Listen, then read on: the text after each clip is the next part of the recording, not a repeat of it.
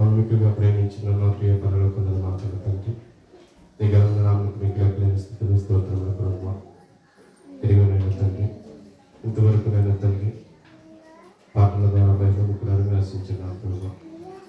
ఆరాధన క్రమంతట్లో మీరే చిత్రించి మీరే సన్మానించాలని నమ్ముచున్నాం ప్రభువా.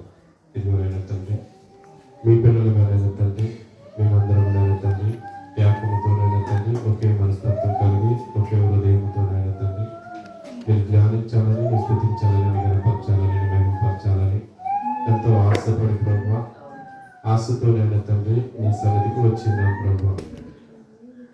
వచ్చిన మేము నిన్ను మాత్రమేనైనా తండ్రి ఆలోచించడానికి, నిన్ను మాత్రమే ధ్యానించడానికి, మనస్ఫూర్తిగానైనా తండ్రి నిన్ను నిన్నుగా గుర్తించుకోవడానికి, మనస్ఫూర్తిగా నన్ను తండ్రి మీరు మాత్రమే మా మనసులో ఉండడానికి మేము ప్రయత్నం చేసి ప్రభువా, ఆ ప్రయత్నాల్లో నేను తండ్రి ఎన్నో విఫలమైనప్పటికీ ప్రభువా, ఈ సమయంలో ఎదుటిగా నేను తండ్రి ఏకంగా కూడుకొని మనసారా నీ సన్నిధిలో కూర్చొని నేను జ్ఞానించడానికి, నేను స్మరించడానికి నేను ఇచ్చినటువంటి అమూల్యమైన సమయములకు నీ ప్రేమకు అనేకమైన స్తోత్రములు తెలియజేసుకుంటున్నాను ప్రభువా.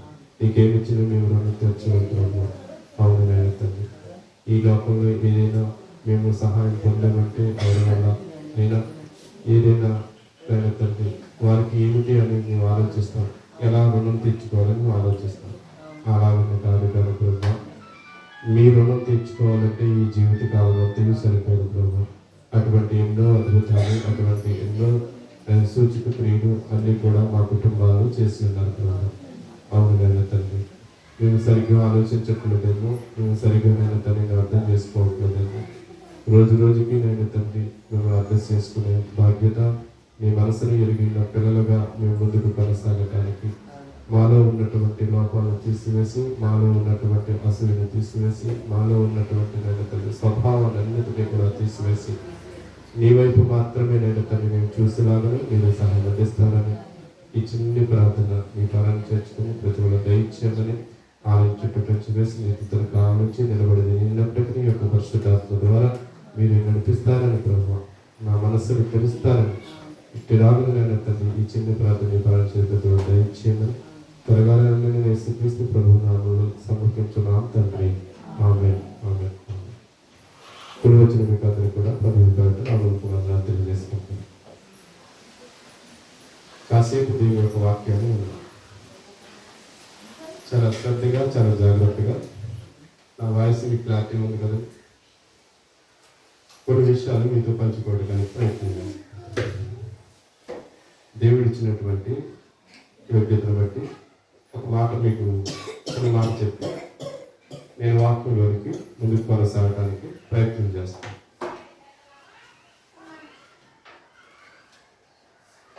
నేను ఇంచుమించులు నర్సాపురం వెళ్ళి సుమారుగా 11 సంవత్సరాలు అవుతుంది.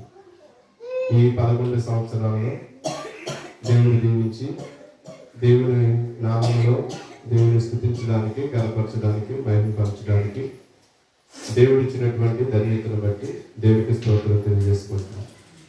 అలాగే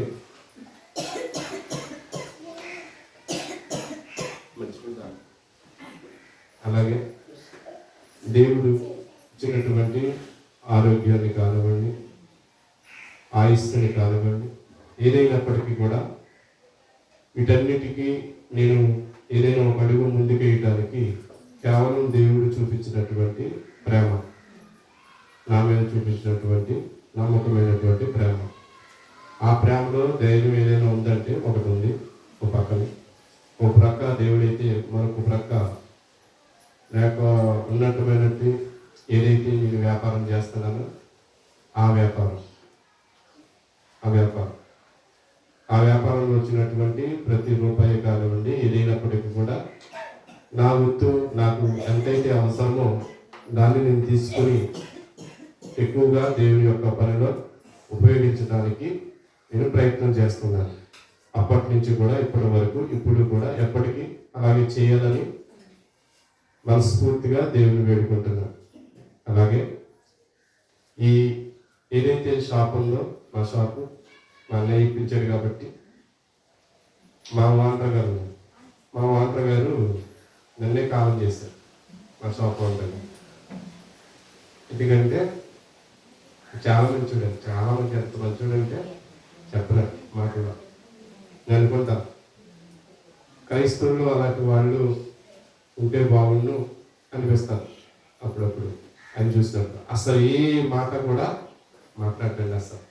ఇంచుమించులు సుమారుగా నేనైతే మా అన్నీ అయితే 7 నెలల్లో 6 నెలల్లో 7 నెలల్లో రెంట్ ఇవ్వాలి.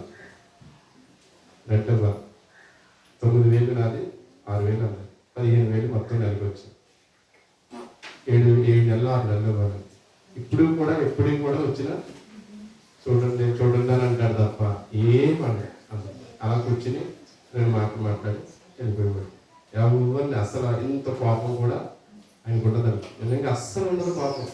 అస్సలు ఎట్టి పరిస్థితి ఎంత ఎవరేమనుకున్నా ఎవరు మాట్లాడుకున్నా ఏం పట్టి 9-10 మంది ఉన్నా ఆ 10 మంది మాట్లాడుకుంటా నేను మయ్యన్న ఉన్నా ఏం మాట్లాడు అలాగే ఉంటాడు. అలాగే కూర్చుంటాడు, మామూలుగా అలాగే ఉంటాడు. తన పంతాలు చేసుకుంటాడు, వెళ్ళిపోతాడు, అంతే. అసలు అలాంటి వ్యక్తి మాకు దొరకడం మా అదృష్టం అనుకోవాలో లేకపోతే దేవుడు సహాయం చేసినవి నమ్ముతున్నాం. అలాగే మరి ముందు ఎలా కొనసాగుతుందా అనేది అది దేవుని చిత్రంలో ఉంది. అందరూ మీ యొక్క వ్యక్తిగత ప్రార్థనలో జ్ఞాపకం చేసుకోండి. రాత్రి ఇంచుమించు 12 అయింది, 12:30 అయిపోయింది రాత్రి అక్కడికి వెళ్ళి వచ్చేటప్పుడు. దాని విధానం బట్టి మేము జ్ఞాపకం చేసుకోండి. అందుకే మనం ఏది చేసినా దేవుని చిత్తం, దేవుని యొక్క ఆలోచనలు బట్టి మీరు జ్ఞాపకం చేసుకోండి. ఒక వ్యక్తి రాలేదు అంటే ఏ కారణం చేత రాలేదు అనేది వాళ్ళ మీద నెగిటివ్ థింకింగ్ మీరు ఆలోచించండి. నెగిటివ్ అంటే వ్యతిరేకంగా ఆ వ్యక్తి మీద మనం ఆలోచన అనేది స్వభావం తీసేయండి. మీకు ఎవరు నేనేంటి మీరేంటి ఎవడైనా సరే ఒక్కొక్కప్పుడు నేను కూడా అలా థింకింగ్ చేస్తాను. వీళ్ళకి టైం తెలియట్లేదా ఏంటి, అసలు వీళ్ళు ఎందుకు రాలేదు అనే థింకింగ్ అనే ఆలోచన నాలో వస్తూ ఉంటుంది. మరలా నేను ఆలోచించిన అయ్యో తప్పు చేస్తున్నానని చెప్పేసి, తప్పుగా ఆలోచిస్తున్నానని చెప్పేసి నాకు నేనుగా సమర్థించుకొని ఏం జరిగింది అనే ఆలోచిస్తాను తప్ప వీళ్ళు అందుకే రాలేదు, ఎందుకు రాలేదు, తెలియట్లేదా టైం, లేకపోతే ఏంటి, ఈ ఆలోచన అంతా కూడా వస్తూ ఉంటుంది. అటువంటి ఆలోచన ఎట్టి పరిస్థితిలో మీకు కానీ నాకు కానీ ఎవరికి ఉండకుండా దేవుడు సహాయం చేయాలని ప్రార్థన చేసుకోండి. మహేష్ రాలేదు, వాళ్ళ మిస్సెస్ గారికి బాగోలేదంట, తీసుకెళ్తున్నాడు. ఇప్పుడే వీళ్ళు పంపిస్తే వాకింగ్ చెప్తాడా అని పంపిస్తే అడిగితే ఇలా అని చెప్పాడంట. అందరూ కూడా మీ వ్యక్తిగత ప్రార్థనలో జ్ఞాపకం చేసుకోండి. మనం ఒక కీర్తన పాడాము ఇప్పుడు. ఆ కీర్తనలో భావం ఏముందంటే ఆ కీర్తన భావం దేవా సంస్కృతి చేయువా మనసు. అందులో మనం ఒక చరణం పాడాం. ఏదైతే ఈ చరణం ఉంటుందో ఆ చరణంలో ఉన్నటువంటి అర్థం మీరు బాగా ఆలోచించగలిగితే ప్రియులారా, ఒక పాట కానీ ఒక మాట కానీ ఏదైనా మనం ఆలోచిస్తున్నప్పుడు పాడుతున్నప్పుడు ఆ భావాన్ని అర్థం చేసుకోవడానికి ప్రయత్నం చేయాలి. బాగానండి, వాళ్ళకి ఏం కావాలి పిల్లలకి ఇచ్చేయండి, అవి మాట్లాడండి. మీరు మళ్ళీ మనసు అటువైపు పెట్టేయకండి. అర్థమవుతుందా? ఏదైతే మనం దేని గురించి అయితే వచ్చామో, మనం దేవుని దగ్గరికి, ఆయన దగ్గరికి వచ్చింది ఒక మనశ్శాంతి, అంతేనా? ఒక మనశ్శాంతి. ఆ మనశ్శాంతి ఉండాలంటే దేవుడు ఏం మాట్లాడుతున్నాడు, ఏం మాట్లాడతాడు అని మనం ఎదురు చూడాలి. మనం ఎక్కడికైనా వెళ్ళినప్పుడు ఒక మీటింగ్కి ఏం చెప్తారు అని ఎలా ఆసక్తిగా చూస్తాము, అలాగే దేవుని యొక్క వాక్యం దగ్గరికి వచ్చేటప్పటికి ఏం మాట్లాడతాడు, ఏంటి, ఆయన ఏం మాట్లాడాలనుకుంటున్నాడు మనతోటి దేవుడు అనే ఆలోచన స్వభావం మనం కలిగి ఉన్నాం. అదే విషయాన్ని మాట్లాడుతూ ఆ చరణం గురించి మనం ఆలోచించగలిగితే, జీవమా యెహోవా నీకు చేసిన మేళ్లను మరవకు. ఏ విషయంతో మాట్లాడుతున్నా చూడండి. జీవమా యెహోవా నీకు, జీవమా అంటే నువ్వు జీవిస్తున్నటువంటి ఏ జీవం అయితే ఉందో, నీలో ఏ ఊపిరి అయితే ఉందో ఆ ఊపిరిని అంటున్నాడు యెహోవా యెహోవా నీవు నీవు చేసిన మేలను మరవకు. ఎంత అద్భుతం అంటే ఒక పాట పాడేటప్పుడు దీని ఇలా ఎన్నో సార్లు వీటిని వివరించాలనుకుంటాను, కానీ సమయం నాకు సరిపోదు. అందుకే ఒక్కొక్కసారి నాకు తెలియకుండా నేను ఏదో చెప్దామని దేవుడు నడిపించుకుంటాను అని చెప్పి భావంతో ఆలోచిస్తాను తప్ప, అంటే వాక్యాన్ని చదివే అంత తీరిక, క్షమించాలి, అంత తీరిక, అంత సమయం నాకు దొరకట్లేదని నేను బాధపడుతున్నాను. ఉన్నప్పుడేగా నేను అటు ఇటు ఆలోచిస్తున్నాను తప్ప వాక్యానికి ప్రాధాన్యత ఇవ్వట్లేదు. దేవుడు నన్ను క్షమించాలి. ఎందుకంటే వాక్యం ఖచ్చితంగా చదవాలి, చదివిన వాడు ఖచ్చితంగా జీవమాయంతో ఉంటుంది అనే వాక్యం నేను చెప్పగలుగుతున్నాను, కానీ నేను చదవలేకపోతాను, అంటే సమయానికి కేటాయించలేకపోతున్నాను. అందుకని నేను చెప్తున్నాను, జీవమా యెహోవా నీకు చేసిన మేలును మరవకు. ఎవరెవరితో చెప్తున్నారు? నేనున్నాను, మీరున్నారు. మీలో ఉన్నటువంటి ఊపిరి ఏదైతే ఉందో ఇక్కడికి రావడానికి మీ భార్య, మీ భర్తలు ఎవరైతే ఉన్నారో, పిల్లలు ఎవరైతే ఉన్నారో, వీళ్ళందరూ కూడా ఒకానొకప్పుడు మీతో ఉన్నవారు కొంతమంది లేరు. బాగా గమనించండి. మీ భర్తలు భార్యలు ఎవరైతే ఉన్నారో, ఇప్పుడు స్త్రీలు ఎవరైతే ఉన్నారో, మీతో భర్త లేరు కొంతమంది. వాళ్ళ లేని వారికి మీరు ఎలా కలిగింది ఆలోచించండి. ఆ జీవం మనం మర్చిపోతాం. పిల్లలు ఉన్నప్పుడు వెనకాల జరిగినటువంటి ఏదైతే ఉంటుందో కార్యక్రమాలు, ఆ పిల్లకి ఏదైనా ఇచ్చారు కూర్చోబెట్టింది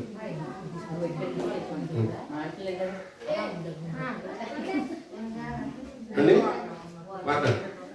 ఏదైతే ఉందో ఆ జీవం ఏదైతే ఉందో ఆ వివరణ, అంటే మీరు ముందు ఎలాగైతే ఆ యొక్క ఆలోచన ఆ కుర్చీలో కూర్చోండి, ఏదైతే ఆ ఆలోచన ఉందో చూడండి, బాగా గమనించండి.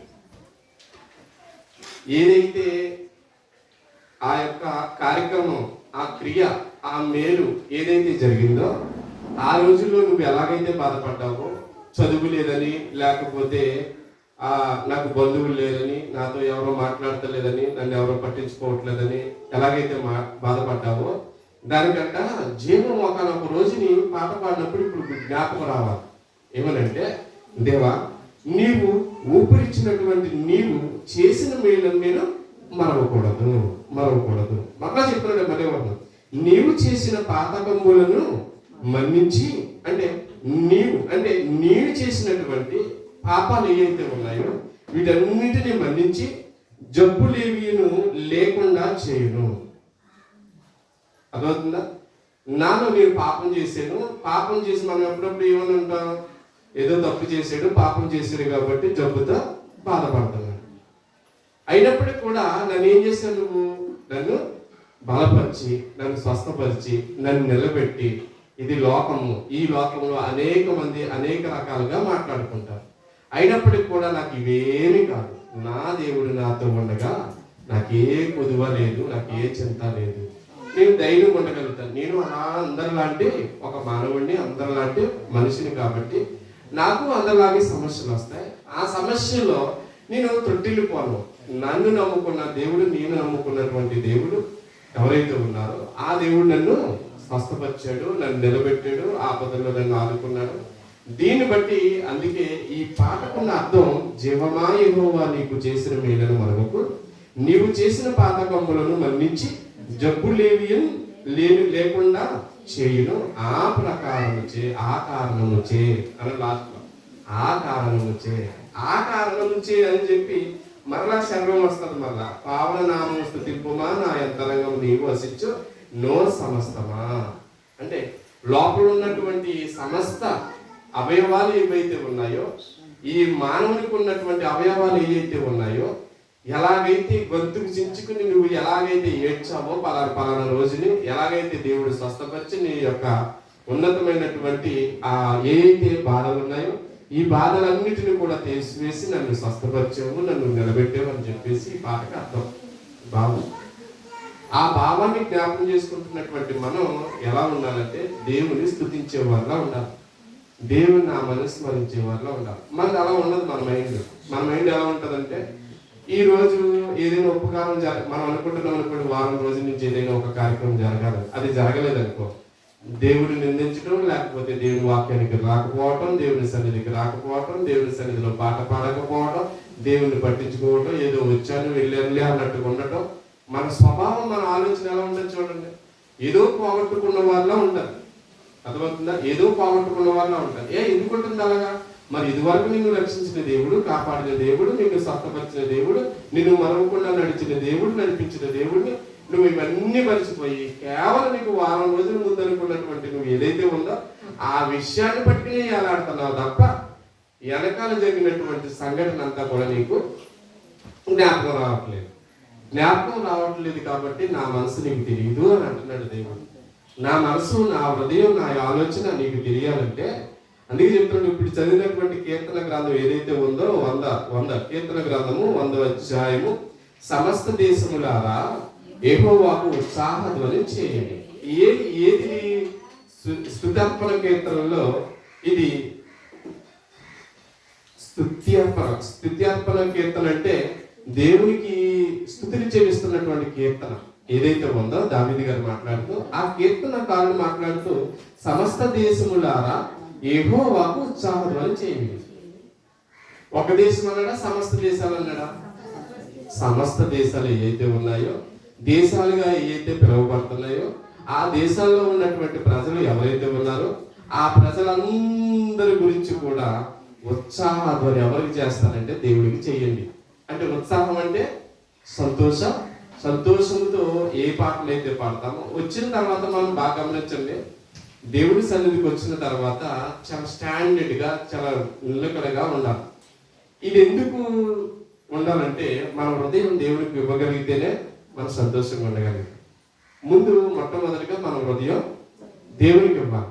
అదే విషయాన్ని మాట్లాడుతూ సంతోషంతో యెహోవాను సేవించుడి, ఉత్సాహగానము చేయించు ఆయన సన్నిధికి రండి. ఎలా వస్తారు దేవుని సన్నిధికి? మీరు సంతోషంతో రావాలి. ఏదో పోగొట్టుకున్నట్టు, ఏదో పిల్లలు పోయినట్టు, లేకపోతే భర్త పోయినట్టు, లేకపోతే ఏదో తినటానికి ఏమీ లేనట్టు, లేకపోతే కట్టుకోవడానికి వస్త్రం లేనట్టు. అప్పుడప్పుడు చూడండి, ఏదైనా ఫంక్షన్కి వెళ్ళినప్పుడు బాగా జ్ఞాపకం వస్తాయి ఇలాంటి విషయాలు. ఫంక్షన్కి వెళ్ళినప్పుడు అందరూ బాగా ఉంటారు, అందరూ బాగా మాట్లాడతారు, అందరూ బాగా నవ్వుతారు. అందరూ నా మొహమే ఎందుకు బాగోదు, నా మొహం ఎందుకు బాగోదు ఆలోచించండి. నా మొహం ఎందుకు బాగోదు, నా ఆలోచన ఎందుకు బాగోదు, నా మనసు అంతా వేరేలా ఉంది. ఎందుకు? నేను కొత్త బట్టలు వేసుకోలేదని, ఆభరణాలు వేసుకోలేదని, చేతికి రింగులు పెట్టుకోలేదని, చెవులకి రింగులు పెట్టి, ఇవన్నీ చూడండి. మీ మనసులు ఎలా ఉంటాయి చూడండి. అందరూ బాగా ఉంటారండి, మీ మనసే ఏదో పోగొట్టుకొని ఉంటారు. ఏమన్నది ఇంటికి? ఏమన్నదు. అవతల వాళ్ళు బాగున్నారు, మనం మాత్రం మన మెడలో ఏమీ లేవు కాబట్టి మన ఆలోచన, మన తాట ఎలా ఉంది? ఏదో పోగొట్టుకున్నట్టు ఉంటారు. అందరూ సంతోషంగా ఉంటారు. అలాగే దేవుని సన్నిధికి వచ్చేటప్పుడు ఏది పోగొట్టుకున్నట్టు రాకండి. అర్థమవుతుందా? ఇప్పుడే కదా, ఎప్పటికీ నేనున్నా లేకపోయినా ఎప్పుడు కూడా మొహాలు ఎలా ఉండాలంటే చాలా తరతరాలు మెరుస్తున్నట్టు. దేవుడు మెరుస్తున్నట్టు కాదు, మెరవాలి. నేనేదో ఉదాహరణ చెప్పి మీకు ఏదో చెప్పించి పంపించట్లేదు. మెరవాలంటే మనస్ఫూర్తిగా దేవుణ్ణి ఆరాధించడానికి రండి. మీ పిల్లల్ని మీరు, మీ భర్తను మీరు ఎలా ప్రేమిస్తున్నారో, మీ తల్లిదండ్రుల పిల్లలు ఎలా ప్రేమిస్తున్నారో మీరు కూడా మీరు ఓపెన్గా అంటే మీరు హృదయపూర్వకంగా, మనస్ఫూర్తిగా మీ పిల్లల్ని ప్రేమిస్తున్నారా లేదు చెప్పండి. ప్రేమిస్తున్నారా? లేదా ఉత్తునే ప్రేమిస్తున్నారా? ఏదో కన్నంలో ఏదో భూమి మీద ప్రేమిస్తున్నారు? లేదు, మనస్ఫూర్తిగా ప్రేమిస్తాం. మనస్ఫూర్తిగా అది భోజనం పెడతాం, మనస్ఫూర్తిగా నీళ్లు తోడతారు. అడిగి ఏది అవసరమైతే అది మనస్ఫూర్తిగానే చేస్తాను. అంటే మనస్ఫూర్తిగా దేవుని సన్నిధికి రండి. అలాగే దేవుని ఆరాధించండి. మీ మొహాలు కూడా తెలతల మెరుస్తూ ఉండాలి. ఏం జరిగినా జరగకపోయినా, నీ కుటుంబంలో ఏ ప్రోత్సాహం జరిగినా, ఏ శుభకార్యం జరిగినా జరగకపోయినా, దేవుని సన్నిధికి వచ్చినప్పుడు మాత్రం దేవుడికి నీ మొహం తేజోమయంగా ఉండాలి. అదే చెప్తున్నాడు. నా సన్నిధికి మీరు ఎలా వస్తారంటే సంతోషంతో యెహోవాను సేవించుడి, ఉత్సాహగానము చేయించు ఆయన సన్నిధికి రండి. యెహోవాయే దేవుడని తెలుసుకుని ఆయనే మనల్ని పుట్టించను, మనము ఆయన వారం, మనము ఆయన ప్రజలం, ఆయన మేపు గొర్రెలము. కృతజ్ఞతార్పణలు చెల్లించుచు ఆయన గుమ్మములలో ప్రవేశించండి. ఆయన గుమ్మంలో అంటే ఆయన సన్నిధిలో ఎలా ప్రవేశించాలి? ఉత్సాహంతో, చాలా ఆనందంగా ఉండాలంటే, ఎంత సంతోషంగా ఉండాలంటే ఏదైనా మనం ఒక వస్త్రం కొనుక్కున్నా, ఒక బంగారం కొనుక్కున్నా, ఇంట్లోకి ఏది కొనుక్కున్నా ఆటోమేటిక్ మనం బాగా గమనించండి, ఆటోమేటిక్గా మీ హృదయాలు మీకు తెలియకుండానే సంతోషపడతాయి. అర్థమవుతుందా? ఒక లేని వాడు వచ్చి మీ దగ్గర మాట్లాడుతున్నప్పుడు మీ దగ్గర 10,000 ఉన్నప్పటికీ కూడా వాడు చెప్పే బాధ, కష్టము మీకు ఆటోమేటిక్గా కనబడతారు. ఎందుకంటే మీరు ఆనందం ఉంది, మీ దగ్గర 10,000 ఉన్నాయి, ఆడి దగ్గర రూపాయి లేదు, ఆయన ఏదో బాధ చెప్తున్నాడు. కానీ నువ్వు ఫిలాసఫీలు ఇస్తూ ఉంటావు. ఫిలాసఫీలు అంటే నువ్వు ఇలా ఉంటే ఇలా సంపాదించగలుగుతావు, ఇలా ఉంటే ఇలా బ్రతకగలుగుతావు, ఇవన్నీ చెప్తావు. దేని గురించి చెప్తున్నావు? నువ్వు నీ దగ్గర ఉంది కాబట్టి ఆడికి ఫిలాసఫీ చెప్పగలుగుతున్నావు.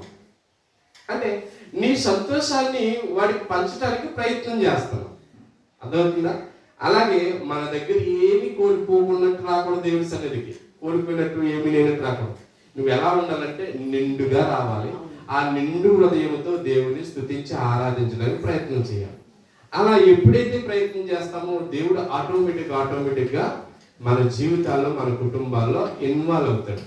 ఇన్వాల్వ్ అంటే మనం నడిపించడానికి ప్రయత్నం చేస్తాడు. లేదండి నాకు శుభ్రంగా పిల్లలు తెచ్చేస్తున్నారు, మా భర్త తెచ్చేస్తున్నాడు, మాకేంటే అని శుభ్రంగా తలుపులేసి తినేసి పడుకున్నాం అనుకో, ఏముండదు. అనారోగ్యం పాడవుతా, తర్వాత మళ్ళీ దేవుడు అంటానికి ప్రయత్నం చేస్తాం. దేవుడా అన్నా నువ్వు ప్రయత్నం చేసినా దేవుడు పట్టించుకోడు. ఆయన వస్తానన్నప్పుడు నీ హృదయంలో భద్రం చేసుకో, జ్ఞాపకం చేసుకో, హృదయంలో ఉంచుకోవడానికి ప్రయత్నం చేయి. ఆయనే మనల్ని పుట్టించను అన్న విషయాన్ని మనం ఉండాలి లోపల. మొట్టమొదటిగా ప్రియుల ఆ విషయం ఎప్పుడైతే ఉంటుందో ఆ మనస్సులో దేవుని ముద్రించుకుంటామో, ఈ లోకం నేను పుట్టించలేదు, ఈ లోకంలో నేను ఏది చేయలేదు, దేవుడు చేసింది నేను అనుభవించడానికి దేవుడు నన్ను పంపించాడు. పంపించిన దేవుడికి నేను కృతజ్ఞతలు చెల్లించాలి. ఎలా చెల్లించాలి? మనసు పూర్తిగా దేవుడి సన్నిధికి నేను రావాలి, నిండు మనసుతో దేవుణ్ణి కౌగిలించుకోవాలి అనే హృదయం అనే కాన్సెప్ట్ మనతో ఉంటే 4వ వచనం చెప్తున్నాడు, కృతజ్ఞతార్పణలు చెల్లించుచు ఆయన గుమ్మములలో ప్రవేశించుడి, కీర్తనలు పాడుచు ఆయన ఆవరణలో ప్రవేశించుడి, ఆయన స్తుతించుడి, ఆయన నామమును ఘనపరచుడి. యెహోవా దయాళుడు, ఆయన కృప నిత్యముండును, ఆయన నిత్యము తరతరములుండును. చాలా కుటుంబాల్లో మొన్న మెదలైతే చెప్పినట్టు 2-3 మాటలు. ఎందుకు సంతోషాలు ఉండట్లేదు, ఎందుకు ఉండట్లేదు అంటే బాగా గమనించండి. ఎవరో వచ్చి నీ కుటుంబాన్ని ఎవరు పాడు చేయట్లేదు, నీ కుటుంబాన్ని నువ్వే పాడు చేసుకుంటున్నావు. నీ కుటుంబాన్ని నువ్వే పాడు. అదేలా మీరు ఎలా అనగలుగుతారండి అంటే అనగలుగుతాం. దేవుడు చెప్పిన విధానం, దేవుడు చెప్పిన నమ్మకం ఎలా ఉందంటే మనం నమ్మకంగా దేవుడిని ఆనుకుని ప్రార్థన చేయాలి. అర్థమవుతుందా? భార్య భర్తలు ఉన్నారండి, కుటుంబాలు, పిల్లలు ఉన్నారు, ఒక కుటుంబం ఉందనుకోండి. ఆ కుటుంబం ఎప్పుడు చూసినా దిగాలుగా ఉంటుందంటే కేవలం భార్య అంటే భర్తకు పడట్లేదు, భర్త భార్య అంటే పిల్లలకు పడతలేదు, పిల్లలకేమో తల్లిదండ్రులకు పడతలేదు. ఎందుకు పడతలేదు అంటే సర్దుకుపోయే గుణం లేదు, సర్దుకుపోయే మనసు లేదు. అక్కడ ఇక్కడ ఎక్కడ చెప్పుకోవటం, ఓపు ఉంటే చేసుకోవటం, లేదంటే సైలెంట్గా కూర్చోవడం. ఇంకో విషయం చెప్పను మీకు. ఎప్పుడైనా సరే మన కుటుంబాన్ని పాడు చేసుకోవడానికి కారణం బయట కుటుంబాలు ఏది కాదు, మన కుటుంబంలో మనమే పాడు చేసుకుంటాం. ఎలాగంటారా, వాస్తవంగా మనం మాట్లాడుకుంటే ఆయన ఎక్కడికో వెళ్తాడు, బయటికి వెళ్ళిన తర్వాత మనం కూర్చుంటారు లోపల, ఇవన్నీ వండిన తర్వాత ఆయన వచ్చినప్పుడు ఇది వరకు ఎలా చూసేవాళ్ళు, ఇది వరకు మంచినీళ్ళు తాగుతారా, లేకపోతే టీ తాగుతారా, కూర్చోండి, లేదా నీళ్ళు తోడతాను, ఈలోగా మంచినీళ్ళు తాగండి అని చెప్పి ఏం చేసేవారు? భార్యలు ఏం చేసేవారు? భర్తలకు విధేయులే ఓంగి వాళ్ళు ఎంత కష్టపడినా ఆ కష్టానికి కష్టం మర్చిపోయేలా మన ప్రేమను చూపించేవారు. ఎవరు? భార్య, భర్తలు. పిల్లలు కూడా అలా వెళ్ళొచ్చినప్పటికీ రారే, ఏం తిన్నావో, ఎప్పుడు తిన్నావో ఏంటో రా అని చెప్పేసి వాడిని కూర్చోబెట్టి వాడికి టీ పెట్టడం, లేకపోతే స్నాక్స్ ఇవ్వటం, ఏ పప్పలు పెట్టడం, లేకపోతే ఏ ఇస్తా ఉండేవారు. అవునా?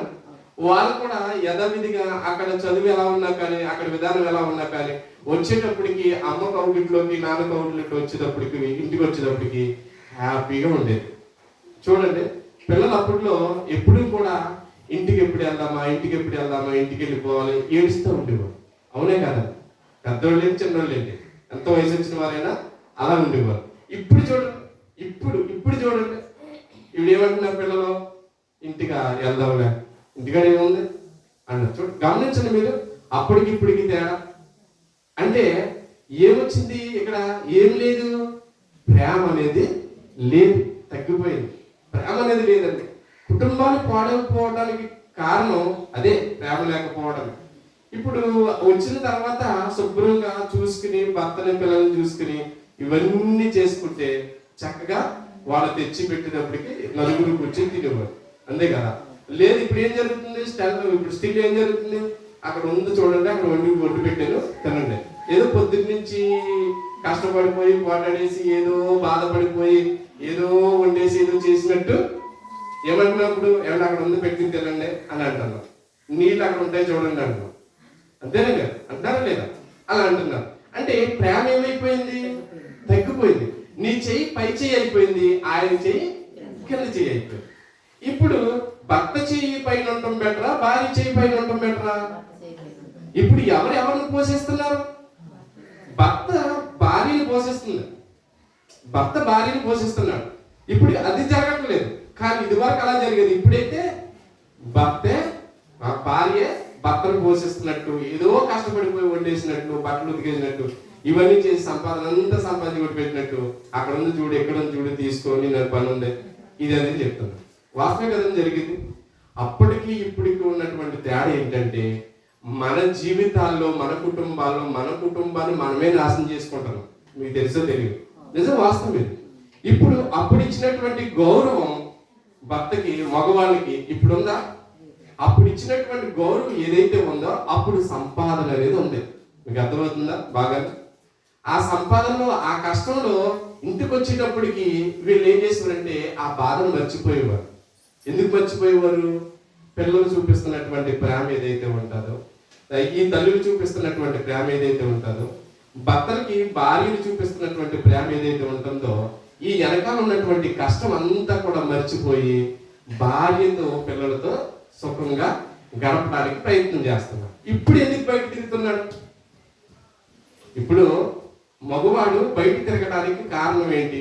బయట ఇల్లు ఎదుర్కోవడానికి కారణం ఏంటి?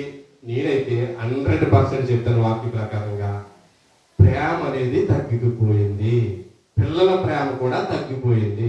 అందుకని 12 గంటల వరకు 11 గంటల వరకు ఆ రోడ్ల మీద కూర్చుంటున్నాడంటే కేవలం ఏంటి?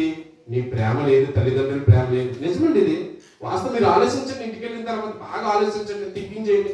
ఒక 4 రోజులు, వారం రోజులు ఖచ్చితంగా అదే ఆలోచనతో ఉండండి. నా జీవితం, మొదటి జీవితం ఎలా ఉంది, ఎంత ప్రేమగా ఉండేవాడు, ఎంత ఆరోగ్యంగా ఉండేవాడు, ఇప్పుడు సమస్యలు ఎందుకు వస్తున్నాయి, ఇన్ని సమస్యలు నా కుటుంబంలోకి ఎందుకు వచ్చినాయి అని ఆలోచించండి. భర్త భార్యని చూడకపోవటం, భార్య భర్తని పట్టించుకోకపోవటం. భార్య తిరుగుతుందంటే భర్త పట్టించుకోవట్లేదు, ప్రేమగా పలకరించట్లేదని, ప్రేమగా మాట్లాడట్లేదు. మీరు ట్రై చేయండి, ఇంటికి వెళ్తాను, ట్రై చేయండి. మీరు అందరికి చెప్తాను, ట్రై చేయండి, పిల్లలు ట్రై చేయండి, పెద్దవాళ్ళు ట్రై చేయండి, అందరూ ట్రై చేయండి. ఏం ట్రై చేస్తారు? ప్రేమగా మాట్లాడటం, ప్రేమగా మంచినీళ్ళు ఇవ్వటం, సహాయం చేసుకోవటం, ఒకరినొకరు సహాయం చేసుకోవటం, ఒకరినొకరు ఆరోగ్యంగా లేకపోతే వాళ్ళకి సహాయం చేయడానికి, నీకేం కావాలమ్మా అనటం, లేకపోతే నీకేం కావాలని ఆయన అనటం. ఇది ప్రయత్నం చేయండి. ఖచ్చితంగా నేను చెప్తున్నాను, వారం రోజుల్లో ఇంట్లో పరిస్థితులు మారకపోతే అలాగండి. అంటే వాళ్ళ మనసుని మీరు అర్థం చేసుకుంటే మీ మనసును వాళ్ళు అర్థం చేసుకుంటారు. అప్పుడు కలిసికట్టుగా ఉమ్మడిగా వెళతాది కుటుంబం ఏదైనా సరే పిల్ల. ఎందుకంటే దేవుణ్ణి స్మరించడానికి, దేవుని ఆరాధించడానికి, దేవుని స్తుతించడానికి ఒక భయం అంటూ ఉండేది. దేవుడు ఉన్నాడు, చాలా జాగ్రత్తగా ఉండాలి. ఇప్పుడు భయం లేదు. జనాల మధ్య కానీ, సమాజంలో కానీ దేవుని భయం లేదండి. చూడండి, ఎక్కడ చూసినా ఏ రోజుకి ఆ రోజు పుడతానే ఉంటున్నారు, మరణిస్తూనే ఉంటున్నారు, పుడతానే ఉంటున్నారు, మరణిస్తూనే ఉంటున్నారు. కానీ ఏదైనా సమాజం మీద మార్పు వచ్చిందంటే ఏ మార్పు లేదు. ఎందుకు రాలేదంటే కులము, మతం ఇవన్నీ కూడా ఈ భేదాలు పెట్టుకుని కొట్టుకుని చచ్చిపోతున్నారు. కాబట్టి ప్రేమలు అనేవి లేవు. ఇలా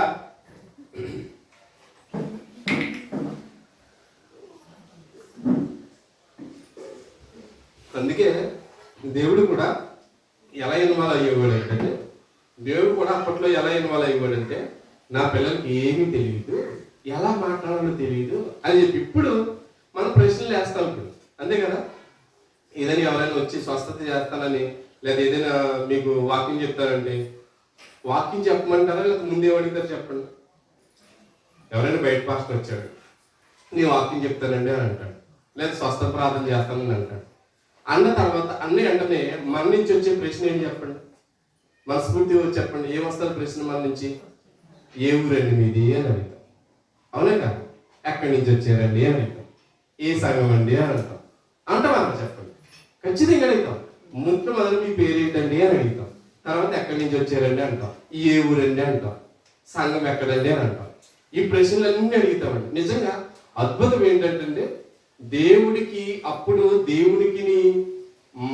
ఆ ప్రజలకి ఉన్నటువంటి సంభాషణ బాండింగ్ చూసారంటే ఆశ్చర్యపోతామండి. చెప్తున్నాడు చూడండి, మత్తయి సువార్త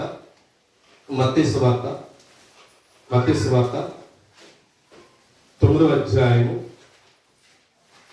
మత్తయి సువార్త 9వ అధ్యాయము 18వ వచనం. ఇక్కడ 17వ వచనంగా దిగి చూడండి, తెలుస్తారు. 18 చూడండి, 9వ అధ్యాయం 18. ఆయన ఈ మాటలు వారితో చెప్పుచుండగా, ఇదిగో ఒక అధికారి వచ్చి ఆయనకు మ్రొక్కి, నా కుమార్తె ఇప్పుడే చనిపోయినది, అయినను నీవు వచ్చి నీ చెయ్యి ఆమె మీద ఉంచుము, ఆమె బ్రతుకునని. యేసు లేచి అతను వెంట వెళ్ళాడు, ఆయనతో శిష్యులు కూడా వెళ్ళిరి. ఆ సమయములో ఇదిగో 12 సంవత్సరముల నుండి రక్తస్రావణ రోగములు గల ఒక స్త్రీ, నేను ఆయనపై వస్త్రము మాత్రము ముట్టితో బాగుపడుతుందని తనలో తాను అనుకుని ఆయన వెనుకకు వచ్చి ఆయన వస్త్రపు చెయ్యి ముట్టెను. ఇక్కడ చూడండి, ఈ సందర్భాన్ని మనం బాగా ఆలోచించగలిగితే, నువ్వు ఎక్కడి నుంచి వచ్చావని అడగలేదు దేవుడు కూడా అడగలేదు. దేవుడు కూడా అడగలేదు. ఎందుకంటే మొట్టమొదటిగా నమ్మకం ఏర్పడాలి. మన బ్రతికి జీవితాల్లో నమ్మకం ఉండాలి. నమ్మకం, విశ్వాసం ఇవేవైతే ఉంటాయో ఇవి ఉండగలిగితే నిజంగా దేవుడు నువ్వు ఎక్కడి నుంచి వచ్చావని అడగడు, ఏం చేస్తున్నావు అని అడగడు, ఏం అడగడు. నిన్ను స్వస్థత చేస్తాడు, నిన్ను బాగుపరుస్తాడు, నీకు ఏం అవసరం అవి ఇస్తాడు. ఎందుకనంటే నువ్వు అడగవు కాబట్టి. మనం అడుగుతాం, మరి ఎక్కడి నుంచి వచ్చారు ఏంటని ఎలాంటి అడుగుతామో అది తిరిగి మనం ప్రశ్న వేస్తాం. కానీ ఏ ప్రశ్న ఉండకూడదు. నమ్మకం అనేది మనలో ఉంటే ఏ కార్యక్రమైనా జరుగుతుంది. ఆ నమ్మకంతో ఎదరికి వెళ్ళాలి. ఇదే సందర్భాలు ముందుకు కొనసాగుతూ 35వ వచనం చూడము. 35వ వచనం, యేసు వారి సమాజ మందిరములో బోధించుచు రాజ్య సువార్త ప్రకటించుచు ప్రతి విధమైన రోగమును, ప్రతి విధమైన వ్యాధిని స్వస్థపరచుచు సమస్త పట్టణముల యందును గ్రామముల యందును సంచారము చేసెను. ఇక్కడ కాసేపు యేసు వారి సమాజ మందిరములలో బోధించుచు. ఏంటి, మొట్టమొదటిగా డైరెక్టర్ ఎప్పుడు కూడా స్వస్థత అనేది రాలేదు. ఇక్కడ అర్థమవుతుందా? బోధ అనేది జరిగింది. ఇక్కడ ఏంటి, స్వయంగా యేసుక్రీస్తు ప్రభువు వారు ఎప్పుడు చూసినా, ఎక్కడ చూసినా డైరెక్టర్ బోధ అనేది జరుగుతుంది. అంటే బోధ అంటే మాట్లాడటం, అంటే దేవుని గురించి చెప్పటం. ఎప్పుడైతే చూడండి, ఆ విశ్వాసాన్ని మనిషి బలపరుచుకోవాలంటే వినాలి. మొట్టమొదట వినిన తర్వాత దాని ప్రకారం నడవడానికి ప్రయత్నం చేయాలి. అదే చెప్తున్నాను కాన్సెప్ట్. మీరు ఏమనుకున్నా పర్వాలేదు, కానీ ఏమంటాడంటే సంఘం అనగా ఆయన శరీరం. సంఘం అంటే ఏంటి? ఆయన శరీరం. ఈ సంఘంలో ఉన్న మనం ఏది వినాలంటే మొట్టమొదటిగా బోధ అనేది ఉండాలి. ఏది కూడా కట్టడి గురించి దేవుడు మాట్లాడుతూ, ఈ విషయాన్ని మాట్లాడుతూ, అదే విషయాన్ని యేసు వారి సమాజ మందిరములలో బోధించుచు రాజ్య సువార్త ప్రకటిస్తున్నాడు. రాజ్య సువార్త ప్రకటిస్తున్నాడు. ఏ రాజ్య సువార్త ప్రకటిస్తున్నాడు? రాజ్య సువార్త ప్రకటిస్తున్నాడు. పలానా రాజ్యం ఉంది, ఆ రాజ్యంలోనికి మనం అందరం వెళ్ళాలి. వెళ్ళాలంటే మీరేం చేయాలి? బోధ వినాలి. మొట్టమొదటిగా బోధ వినాలంటే మీరందరూ ఏం చేయాలి? సమాజ మందిరాల్లోకి రావాలి. ఇంటికాడ కూర్చుంటానండి, నేను ఫోన్లో చూస్తానండి, నేను వింటున్నానండి అని అంటే కాదు. ఖచ్చితంగా సమాజ మందిరంలోనికి ప్రతి వ్యక్తి కూడా, ప్రతి విశ్వాసి కూడా సంఘంలోనికి రావాలి. వచ్చిన మనం ఏం వినాలంటే మొట్టమొదటిగా ఆయన బోధను వినాలి. ఆ సువార్త ఏది చూసిన చూడండి, ఎక్కడ చూసినా ఎప్పుడు చూసినా రాజ్య సువార్త గురించే చెప్తాను, రాజ్య సువార్త గురించి చెప్తాను. ఎప్పుడు చూడండి ఎక్కడ చూసింది రాజ్య సువార్త గురించే ప్రకటన. ఆది కాండం మొదలుకొని ప్రకటన గ్రంథం వరకు కూడా ఎక్కడ చూసినా రాజ్య సువార్తే కనబడుతుంది. ఎందుకంటే అంత ప్రాముఖ్యమైనది సువార్త అంటే. ఆ సువార్తలో నాకు ఏంటయ్యా అంటే ప్రతి విధమైన రోగమును, ప్రతి విధమైన వ్యాధిని స్వస్థపరచుచు. ఏది ఏ రోగాన్ని స్వస్థపడుతుంది చూడండి, చాలా బాగా చెప్తున్నాడు. సువార్త ప్రకటించచ్చు. మొట్టమొదటి డైరెక్టర్ వచ్చేసి యేసుక్రీస్తు ప్రభువు వారు స్వస్థత చేయలేదు. ఇక్కడ బాగా గమనించు, స్వస్థత చేయలేదు, సువార్త చెప్పాడు మొట్టమొదటి. ఆ సువార్త విన్న వీళ్ళు ఏం చేస్తారు, ప్రతి విధమైన రోగమును అంటే 1-2 కాదు, నీకు ఏ రోగం చూడండి, ఎన్ని రోగాలు వచ్చినాయి ఇప్పుడు మనుషులకు, ఎన్ని రోగాలు వచ్చినాయి, చాలా రోగాలు వచ్చినాయి. ప్రతి నేను ఆ రోగం స్వస్థపరచను, నేను స్వస్థపరచను, నీ రోగం వేరు, నీ రోగం వేరు అని చెప్పించి ఇక్కడైతే డాక్టర్లు ఉన్నారు కానీ సెపరేట్ అన్ని రోగాలకి పరమవైద్యుడు దేవుడు. బాగా గమనించండి. మీకు ఈ కాలు నొప్పులకు వేరు ఏంటి, తలపోటుకి వేరు, చెవులకు వేరు, కళ్ళకు వేరు. అంటే ఏదైనా సరే ఈ స్వస్థత పొందాలంటే మన ఆరోగ్యం బాగుండాలంటే వేరు డాక్టర్ల దగ్గరికి వెళ్ళాలి. మనం అర్థమవుతుంది బాగా, వేరు డాక్టర్ల దగ్గరికి మనం వెళ్ళాలి.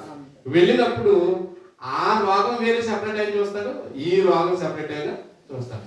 హార్ట్ కంప్లైంట్ వేరే అయిన చూస్తాడు, ఏమంటే మైండ్ కంప్లైంట్ వేరే అయిన చూస్తాడు, చెవులకి కంప్లైంట్ వేరే అయిన చూస్తాడు, కాళ్ళ నొప్పులకి, కీళ్ళ నొప్పులకి, కీళ్ళవాదం ఇవన్నీ వేరు చూస్తాడు. బాగా అబ్జర్వ్ చేయండి. వీటన్నిటి కూడా సెపరేట్ డాక్టర్లు అందరూ ఉన్నారు ప్రపంచంలో. ఇప్పుడు ఎక్కడ చూసినా మీరు హాస్పిటల్ చూడండి, ఎక్కడ హాస్పిటల్ చూడండి, అన్ని హాస్పిటల్ ఉన్నాయి, అన్ని రకాలుగా ఉన్నాయి. ఏది కూడా లేదనడానికి లేదు, ప్రతిదీ. కానీ దేవుడండి మొత్తం అన్ని కంప్లైంట్లకి పరమవైద్యుడు ఎవరయ్యా అంటే ఆయన. దేవుని స్తోత్రం. నీ రికార్డ్ నుంచి నువ్వు అన్నింటి వరకు కూడా నువ్వు ఏ స్కానింగ్ చేసిన అన్ని సెపరేట్ స్కానింగ్ చేసుకోవాలి. కానీ దేవుడు మాత్రం, దేవుడి సన్నిధికి వచ్చిన మనల్నంట స్కానింగ్ ఒకేసారి కింద నుంచి పైకి ఒకే స్కానింగ్ అయిపోతుంది. ఆ స్కానింగ్ ఏంటంటే నువ్వు హృదయాంతరాంగాలను ఎరిగిన దేవుడు, నీ ఆరోగ్యాన్ని ఎలా ఉందో చూసుకోవాలా. చూడ అరిగాల్సిన అన్నింటి వరకు ఏ ప్రాబ్లం ఉందో నువ్వు చెప్పడం అవసరం లేదు. ఎప్పుడు దేవుని యొక్క బోధ విన్నప్పుడు, ఆయన సువార్త విన్నప్పుడు ఆయన స్కానింగ్ చేస్తారు. బాగా గమనించారు. ఆయన ఎప్పుడు స్కానింగ్ చేస్తారు, ఉత్తునే ప్రతిసారి నేను చేసాడు స్కానింగ్. బాగా గమనించండి. ఆయన ఖచ్చితంగా మీరు ఏం చేయాలి, వెంబడించాలి. ఆయన బోధన వినాలి. ఆయన సువార్త ఎవరైతే వింటారో ఆ సువార్త విన్న వారిని ఖచ్చితంగా రోజు వారం కూడా దేవుడు స్కానింగ్ చేస్తాడు. ఆ స్కానింగ్ చేసినప్పుడు అంటాడు పరమవైద్యుడు, అంటాడు నీకెందుకు, నేను ఉన్నాను కదా, ఎందుకు కంగారు పడుతున్నావు, ఎందుకు ఆశ్చర్యపడుతున్నావు, నువ్వు నీ ఆందోళన ఎందుకు చెప్పు, నీ భారం అంతా యెహోవా మీద వేయమన్నాను, నా మీద వేయమన్నాను. నీ భారం అంతా నా మీద వేయకుండా నీ ఇష్టం వచ్చినట్టు నువ్వు ఆలోచిస్తే నేనేం చేయని చెప్పు. నువ్వు ఎన్ని హాస్పిటల్ తిరిగినా, ఎన్ని తిరిగినా మరలా డాక్టర్ ఏమంటాడంటే దేవుడే ఉన్నాడండి, దేవుడికే చెయ్యండి, మా వంతు మేము చేసాం, తర్వాత మీది అని అంటాడు. ఎందుకంటాడు, పరమవైద్యుడు ఆయన ఉన్నాడన్న సంగతి వాళ్ళకి తెలుసు. కానీ విశ్వాసం ఉన్న మనకి మాత్రం తెలియట్లేదు. అదంతా తెలుసుకోవాలంటే అందుకే చెప్తున్నాడు, తెలుసుకోండి. మొట్టమొదటిగా ప్రతి విధమైన రోగమును, ప్రతి విధమైన వ్యాధిని స్వస్థపరచుచు సమస్త పట్టణముల యందు, గ్రామముల యందు సంచారం చేసెను. ఆయన చూడండి, మన ఆరోగ్యం ఏంటో, మనం ఏంటో ఆయనకి తెలుసు. కాబట్టి ఈ ప్రజలు ఇలా వినట్లు లేదు. ఇప్పుడు జరిగింది కాదు, ఇప్పుడు కాదు, మీరు స్టిల్ ఇప్పుడు అనుకుంటున్నారు, కానీ ఇప్పుడు కాదు, అప్పటి నుంచే యేసుక్రీస్తు ప్రభువు వారు మీరు ఏదైతే కావాలనుకుంటారో, ఏం కావాలనుకుంటారండి, స్వస్థత కావాలనుకుంటారు కదా, స్వస్థత కావాలి, ఇల్లు కావాలనుకుంటారు, ఆరోగ్యం కావాలనుకుంటారు, సమస్తం అన్నీ కూడా మా కుటుంబాల్లో అన్నీ ఉండాలనుకుంటారు. కానీ దేవుడు అన్నాడు, ముందు నా సువార్తను, నా మాట విను. ముందు నా మాట విన్న తర్వాత నీ భారం అంతా కూడా నా మీద నేను చూసుకుంటా అని గుచ్చి చెప్తున్నాడు. ఇక్కడ మీరు ఎన్ని విధమైన ఎన్ని హాస్పిటల్ తిరగండి, ఎన్ని తిరగండి, వారి కాదు కానీ పరమవైద్యుడు నేనున్నాను, స్వస్థపరచు సువార్త పట్టణముల యందు, గ్రామముల యందు సంచారం చేసెను. ఆయన సహవాసమును, ఆయన సమూహములను చూచి వారి కాపరి లేని గొర్రెల వలె విసిగి చెదరియున్నందున వారి మీద కనికరపడి. ఏంటంట, మన కుటుంబంలో యాజమాని ఉన్నాడు. యాజమాని ఉన్నప్పుడు కలవరపడతామా? కలవరపడం. ఎందుకు కలవరపడతాం? పట్టించుకోలేనప్పుడు కలవరపడతాం. అవునే కదండి? ఏ పట్టణంలో చూసినా ఆయన బోధ చేసే వాళ్ళే కనబడుతున్నాడు తప్ప, ఒకటి రాజ్య సువార్త ఉండాలంటున్నాడు, ఆయన బోధలో ఉండాలంటున్నాడు, రాజ్య సేవ చేయాలంటున్నాడు, సంచారం చేయాలంటున్నాడు. ఇవన్నిటిని బట్టి ప్రతి విషయంలో కూడా దేవుని ఆనుకుని నడుచుకోవడానికి ప్రయత్నం చేయాలంటున్నాడు. అర్థమవుతుందా? ఎప్పుడైతే మన మొహం తలతలా ఉండాలి, మెరిచిపోవాలి దేవుని సన్నిధికి వచ్చేటప్పుడు, మీకెందుకు నేను ఉన్నాను అని భరోసా ఆయన ఇచ్చినప్పుడు నీకెందుకు చింత, నీకెందుకు బాధ, ఎందుకు దిగులు చెప్పు అంటే దేవుడి మీద నీ భారాలన్నీ కూడా వేయట్లేదు, నువ్వుగా నిలబడడానికి ప్రయత్నం చేస్తున్నావు. కాబట్టి దేవుని మీద భారం వేసి చూడు. అదే అంటున్నాడు, నా మీద నువ్వు భారం వేసి చూడు, సమస్త విధమైనటువంటి రోగములకు ప్రతి విధమైన వ్యాధిని స్వస్థపరచుచు సమస్త పట్టణం ఎందును గ్రామంలో ఎందును, ఎక్కడా కాదు పట్టణాల్లోనూ ఒకే అంటలేదు, ఏ పట్టణాల్లోనూ గ్రామాల్లోనూ సమస్త ఎక్కడైతే మానవాళి ఉందో, ఎక్కడైతే మానవ మనుగడ ఉందో అక్కడ నేను సంచారం చేస్తున్నాను. మీరు అనుకోవచ్చు, ఏమంటే నా కుటుంబాన్ని పట్టించుకోవట్లేదు దేవుడు, నన్ను పట్టించుకోవట్లేదు. ఆయన ఎప్పుడు కూడా అందరినీ సమానంగా చూడటానికి ప్రయత్నం చేస్తాడు, చూడటానికి. కానీ మనమే వేరువేరుగా చూస్తాం. అంతే కదా, ఏ డాక్టర్ ఏ వైద్యుడి దగ్గరికో ఆ డాక్టర్ దగ్గరికి వెళ్ళడానికి ప్రయత్నం చేస్తాం. కానీ దేవుడు అన్ని రోగాలకు ఆయన ఉన్నప్పుడు ఆయన దగ్గరికి మాత్రం మనం మనసు ఇవ్వట్లేదు, మనం రావట్లేదు. ఇలా ఖచ్చితంగా మనం ముందుకు కొనసాగాలంటే అదే ప్యాటర్న్ చెప్తూ అదే విషయాన్ని మాట్లాడుతూ 38 వచ్చింది చూడండి ఒకసారి. 38 వచ్చింది, కోత విస్తారమే కానీ పనివారి కొద్దిగా ఉన్నారు గనుక తన కొరకు పనివారిని పంపుమని కోత యాజమానిని వేడుకొనుడని తన శిష్యులతో చెప్పెను. ఏమంటున్నాడు మళ్ళీ ఇక్కడ? అంటున్నాడు, కోత అంటే మనం పాడైపోయినటువంటి సమాజం ఏదైతే ఉంటుందో వారిని బాగు చేయడానికి దేవుడు కొంతమందిని కొన్ని కుటుంబాలుగా ఏర్పాటు చేస్తున్నాడు. ఆ కుటుంబాలని మనం చూసి నేర్చుకోవాలి. ఇందాక మీకు చెప్పాను కదా, కుటుంబం అంటే ఎలా ఉండాలి. మన కుటుంబాన్ని మనమే నాశనం చేసుకుంటున్నాం, మన ఆరోగ్యాన్ని మనమే నాశనం చేసుకుంటున్నాం. ఎవరో వచ్చి ఎవరో కుటుంబాన్ని ఒక కుటుంబాన్ని పాడు చేయట్లేదు. మన భ్రమ అంతా అర్థమవుతుందా మీకు? మన భ్రమ, మన ఆలోచన, మన దిష్టి అంతా ఎలా ఉంటుందంటే వెదుటి వారి మీద నింద వేయడానికి చూస్తాం తప్ప మనలో ఉన్నటువంటి లోపాలను ఏవైతే ఉన్నాయో ఆ లోపాలు తీసుకుని సరిగ్గా నడుచుకుందామనే ప్రవర్తన కలిగి ఉందామనే ఆలోచన ఉంది. ప్రియుల గమనించండి, మీరేంటి నేనేంటి ఎవరైనా ఈ ఆలోచన కలిగి ఉండండి. ప్రతి ఒక్కరు కుటుంబాలు ఎందుకు బాగుంటామో చెప్పండి. ఎందుకు సామాజికంగా అంటే సురక్షితంగా సైలెంట్ గా జీవితం ఎంతో చక్కగా ఉన్నతమైన స్థితిలో నడవకుండా ఎందుకు ఉంటుంది చెప్పండి. నడవట్లేదంటే కేవలం నీ కుటుంబాన్ని నువ్వే పాటు చేసుకుంటున్నావు. లేనిపోయిన టెన్షన్ పెట్టుకుని, లేనిపోయినట్టు ఆలోచనలు పెట్టుకుని, అయ్యో ఏం చేస్తున్నారని, లేకపోతే వీళ్ళు అలా అన్నారని చెప్పేసి, నన్ను పలకరించలేదని, నన్ను అనలేదని చెప్పేసి ఉంటే చూసారు. ఇవన్నీ కూడా ఎవరో వచ్చి పాడు చేయరు. నీ కుటుంబాన్ని ఎవరో పాడు చేయరు, నువ్వే పాడు చేసుకుంటున్నావు. కేవలం నీకు నా భర్త ఎలా ఉంటున్నాడంటే కేవలం ఏంటి, నేను ఎవరికి ప్రవర్తన సరిగా లేదేమో. ఒకవేళ భర్త సరిగా ఉందనుకో, భార్య అటు ఇటు తిరుగుతుంది అనుకో, నీ ప్రవర్తన నీ మాట తీరు బాగోలేదేమో. చూడండి, ఒక కుటుంబాన్ని చూసి మరొక కుటుంబం నేర్చుకోవాలి. అంతే, ఏమున్నది ఇందులో ప్యాటర్న్ ఏమీ లేదు.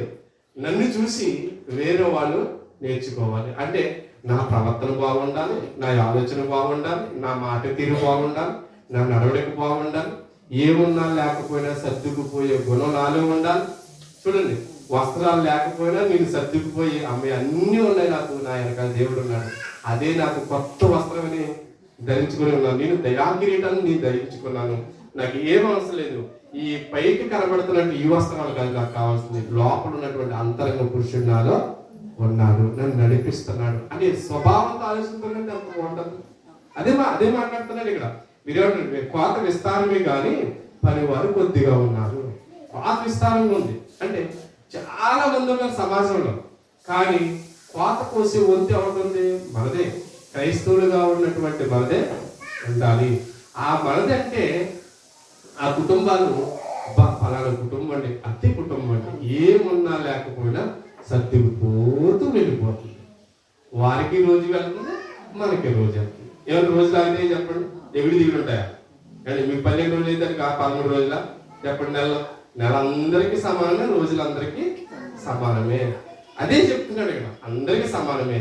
నేను అందరికీ సమానంగా చూడటానికి నేను వచ్చాను. అందుకే సువార్త, రాజ్య సువార్త నేను సమాజం అంతటిని కూడా మార్చడానికి నేను ప్రయత్నించాను. కానీ కొంతమంది నేను ఎన్నుకున్నాను, వారి పట్ల కోత విస్తారం ఉంది. అంటే పంటంతా పండిపోయింది, కానీ కోసేవారు లేరు. కోసేవాళ్ళు ఎవరు? బాగా బలంగా దృఢంగా ఉన్నవారు మాత్రమే కోత పోయగలుగుతారు. అంతే కదండి. వరి కోత ఎవరు కోస్తారు? బలంగా దృఢంగా ఉండాలి. అంటే నీలో ప్రార్థన ఉందా? నిలబడే శక్తి ఉందా? నీలో ఉన్నటువంటి బలహీనతలన్నీ తీసివేసి బలాన్ని చంపేసుకున్నావా? బలాన్ని సమకూర్చుకున్నావా? వీటన్నిటిని కూడా నువ్వు పొందుకోవాలంటే దేవుడి దగ్గరికి ఖచ్చితంగా నువ్వు రావాలి. ఎప్పుడైతే దేవుడి దగ్గరికి వస్తావో అప్పుడే దేవుడు నిన్ను రమ్మంటాడు. కీర్తన గ్రంథము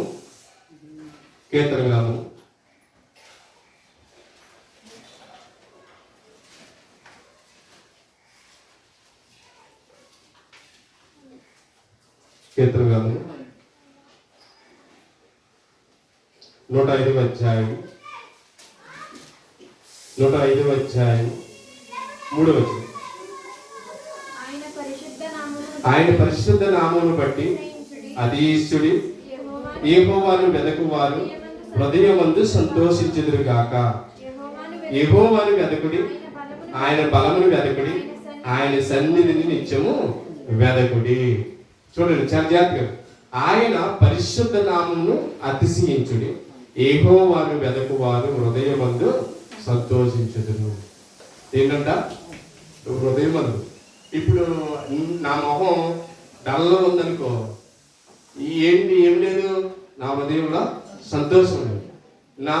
నేను బాగా దంతలు మెరిసిపోతున్నాను, అందరితో మాట్లాడి, అందరిని పలకించి, అందరూ సేకరించి, అందరికి కొందరు చెప్పేస్తున్నాను అనుకో, నా హృదయంలో ఏముంది? సంతోషం ఉంది. అది యెహోవాను వెతుకు వారికే సంతోషం దొరుకుతుంది. బాగా మంచిది. అందరిలో సంతోషం ఉండాలి. అటువంటి కుటుంబాలుగా మనం ఉండాలి, అటువంటి వ్యక్తులుగా మనం జీవించాలి. అది చెప్తున్నాడు, యెహోవాను వెదకుడి, ఆయన బలమును వెదకుడి. ఆయన బలం ఏముంది? ఆయన బలం ఏంటి? ఆయన సువార్త, ఆయన మాటలు ఏవైతే ఉన్నాయో ఆ మాటలే ఆయన బలం. మన మాటలే మనకి బలం. ఆ మాటలను బట్టే కదా ఎదుటివాడు మారడానికి ప్రయత్నము. ఆ మాటలను బట్టే కదా ఆయన చూడడానికి నువ్వు ఏదైనా కుటుంబాన్ని నువ్వు సంరక్షించుకోవాలంటే నీ మాటలు మంచిగా ఉండాలి, నీ చూపులు మంచిగా ఉండాలి, నీ చేతలు, నీ పనిముట్లన్నీ కూడా మంచిగా ఉండాలి. ప్రతి సందర్భాన్ని మనం ఆలోచించగలిగితే అది చెప్తున్నాడు, ఆయన సన్నిధిని నిత్యము వెదకుడి. రేపు కాదు, ఎల్లుండి కాదు, ఈ రోజు కాదు, 10 రోజుల తర్వాత, వారం రోజుల కాదు, ఆయన సన్నిధిని నిత్యం వెదకాలి. నిత్యం అంటే ప్రతి క్షణక్షణము కూడా ఆయన వెదికే వారిలా మనం ఉండాలి. నిజంగా ఉండాలి. అటువంటి మనస్తత్వం కలిగి ఉండాలి, అటువంటి ఆలోచన కలిగి ఉండాలి. పిల్లలేంటి, పెద్దలేంటి, ఎవరైనా కూడా మనం ఏం చేయాలంటే ఆయన్ని వెదకడానికి ప్రయత్నం చేయాలి. ఆయన మనసును గెలుచుకోవాలి, ఆయన మనసును మనం తోడుకోవాలి. ఆయన మనసును ఎప్పుడైతే మనం మనసారా ఆయన్ని వెతికే వాళ్ళు ఉంటామో ఆయన్ని మనం నడిచేలా ఉంటాం, ఆయన మార్గాల్లో మనం నడిచేలా ఉంటాం. అదే విషయాన్ని మాట్లాడుతూ 112వ అధ్యాయము, కీర్తన గ్రంథం 112వ అధ్యాయము 4వ వచనం. యథార్థవంతులకు చీకటిలో వెలుగు పుట్టును, వారి కటాక్షములు వాత్సల్యతయు నీతి గలవారు దయాళులను అప్పించు వారిను భాగ్యవంతులు, న్యాయ విమర్శలు వారి వేద్యము గెలుచును. అట్టివారు ఎప్పుడునూ కదలపబడరు, నీతిమంతుని నిత్యము జ్ఞాపకములో నుందురు. వారి హృదయము యెహోవాను ఆశ్రయించి స్థిరముగా నుండును. ఏంటంట? అటువంటి హృదయాలు ఎప్పుడు కూడా స్థిరంగా ఉండాలంట. స్థిరంగా ఉండాలంటే అదే ప్యాటర్న్ పై చెప్తున్నాడు. యథార్థవంతులకు చీకటిలో వెలుగు పుట్టును. ఏంటంటే యథార్థవంతుడికి ఎలా ఉంటది? నీతిగా న్యాయంగా బ్రతికి వాళ్ళకి ఎన్ని కష్టాలు వచ్చినా, ఎన్ని బాధలు వచ్చినా వాళ్ళు వెలుగ్గానే ఉంటారండి. చూడండి, వాళ్ళ మొహాలు ఎప్పుడు కూడా తేటగానే ఉంటాయి. వాళ్ళు ఎప్పుడు కూడా మాకు అది లేదండి, ఇది లేదు, కంచం లేదు, గిది లేదు, బట్టలు లేవు, డై లేవు, ఈ లేవు, ఊరికి వెళ్తే మా దగ్గర 10 రూపాయలు లేవు, ఇవన్నీ అందరూ. ఎందుకంటే తెలుసా, ఖచ్చితంగా ఆయన నాతో ఉన్నాడంటే నేను యథార్థతగా బ్రతుకుతున్నాను, నేను యథార్థతగా జీవిస్తున్నాను అని చెప్పి మనకు మనం సాక్ష్యం కాదు, ఎదుటి వారు మన గురించి సాక్ష్యం ఇవ్వాలి. ఎవరైనా వెళ్తున్నారంటే పలానా నీతిపరుడు, పలానా నీతిమంతురాలు అర్థించుకోడు. ఆమె యథార్థ బ్రతుకు కాబట్టి, ఆమె యథార్థతలో ఉంది కాబట్టి ఏది ఆశించదాన్ని. ఆమె స్థిరంగా ఉంటుంది. ఆమె హృదయం ఎప్పుడు కూడా ఆయన ఆశ్రయించుడు స్థిరముగా ఉండడం. ఆమె హృదయం ఎవరు 10 రూపాయలు ఇస్తే వాళ్ళతో మాట్లాడదు, ఎవరు 100 రూపాయలు సాయం చేస్తే వాళ్ళతో మాట్లాడదు. హృదయం 10 రూపాయలు ఇచ్చినా అలాగే మాట్లాడుతాయి, ఇవ్వకపోయినా వాళ్ళతో కూడా అలాగే మాట్లాడుతుంది ఆ హృదయం. ఆ హృదయం ఎలా ఉంటుందంటే ఎప్పుడు కూడా దేవుడు దేవుడు అంతా ఉంటుందండి. పిల్లలు జాగ్రత్తగా పెంచుతుంది. దేవుని పిల్లలుగానే ఎక్కడున్నా మా పిల్లలు పరిగెట్టులు వెళ్ళిపోతారండి. పరిగెట్టులు అంటే ఎందుకు వెళ్ళిపోతారు? మనం నడిచే నడకల్లో మన ప్రవర్తన, మనం చెప్పే విధానంలో ఉంటుంది. ఏ విషయమైనా సరే గంటే కదా పోయిందిలే అనుకుంటా, మరలా గంట నువ్వు వచ్చి నువ్వు పని చేద్దామని పని ఉండదు ఇక్కడ. అర్థమవుతుందా?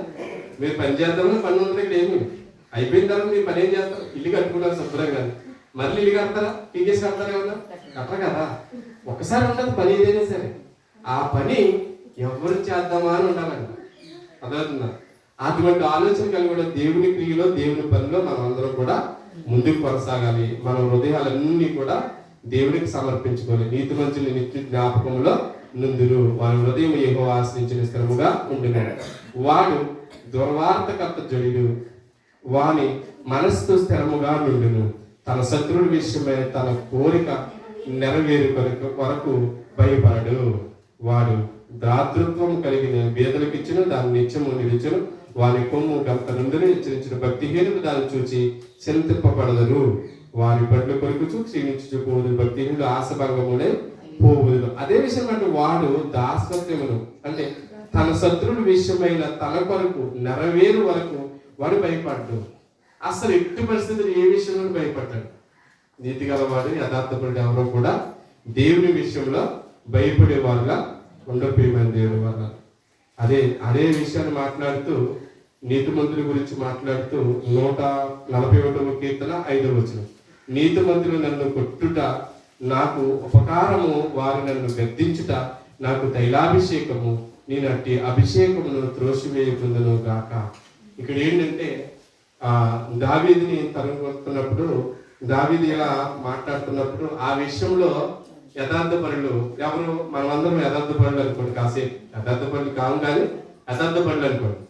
ఏమండి? యథార్థపరులు వాళ్ళు వీళ్ళు వచ్చి లేని పని మాట్లాడుతున్నారు అంటున్నప్పుడు మనం పట్టించుకోకూడదు అంటారండి కూడా. అది చెప్తున్నాడు, నీతిమంతులు నన్ను కొట్టుట నాకు ఉపకారము. ఇప్పుడు మనం అందరం కూడా నీతిపరులు కాదు. ఒక నీతిమంతుడు వచ్చి మిమ్మల్ని నేను తిడతానని అనుకోండి, నేను బాధ చేస్తాను అనుకోండి, అది ఉపకారం మనకి. అర్థమవుతుందా? నాకు ఉపకారం అనుకోవాలి. నేను సరి చేసుకుంటానని చెప్పాలి. గద్దించుటకు నాకు తైలాభిషేకం అంటే, తైలాభిషేకం అంటే అసలు నన్ను స్వస్థపరుస్తున్నట్టే. నన్ను మీరు స్వస్థపరుస్తారు. మీరు నీతిపరులు, నేను యథార్థపరులు కాను. మీరు నాకు చెప్తున్నారు బోధ, నన్ను మీరు స్వస్థపరుస్తున్నారు, నేను గద్దిస్తున్నారు అంటే నేను ఏం చేస్తున్నాను? మార్చుకుంటా నేను అభిషేకించబడుతున్నట్టు నేను అట్టి అభిషేకములకు త్రోసివేయకుందును గాక. వారి దృష్టి క్రియలు చూచి తను తప్పక ప్రార్థన చేయించున్నాను. వారి గురించి నేను ప్రార్థన చేయాలి. అలా ఉండాలి మన ప్రవర్తన, మన విధేయత, మన ఆలోచన, మన భావం అన్ని కూడా యథార్థపరులు యందు మనం నడుచుకోవడానికి ప్రయత్నం చేయాలి. ప్రియమైన ఎప్పుడైతే ఇలా మనం నడుచుకుంటామో, ఏదైతే మనం రాజ్య సువార్త మనం వింటున్నామో, సేవ చేయడానికి ముందుకు వెళ్తున్నాము, వీటన్నిటిని కూడా ప్రవర్తన అంతా కూడా మనది చాలా జాగ్రత్తగా చూసుకోవాలని కొద్ది మాటలు దేవుని దీవించి ఆశించును గాక. ఆమేన్. ఎవరైనా సాక్ష్యాలు ఉంటే సాక్ష్యాలు చెప్పండి.